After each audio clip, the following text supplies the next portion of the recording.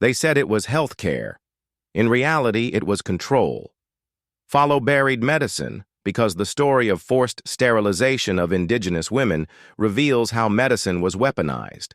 In the 1960s and 70s, the Indian Health Service, funded by the U.S. government, began sterilizing indigenous women across the country. Many were pressured during childbirth, told they needed surgery, or misled about whether the procedure was permanent. Some were operated on without their knowledge at all. Investigations later showed staggering numbers. Between 1970 and 1976, an estimated 25 to 50% of Native women of childbearing age were sterilized in certain communities. Teenagers and women in their early 20s were among the victims. Consent forms were often signed under duress or never explained. This was not an isolated abuse.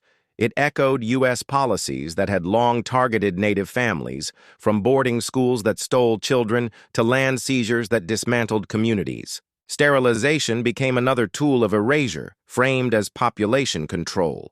When activists exposed the scandal in the late 1970s, the government admitted to some abuses but minimized the scale.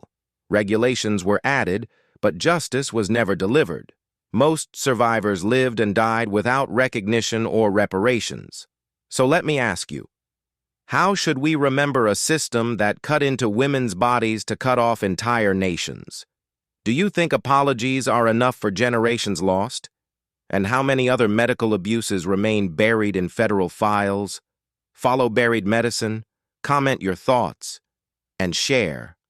Because Indigenous women's stories must never stay buried.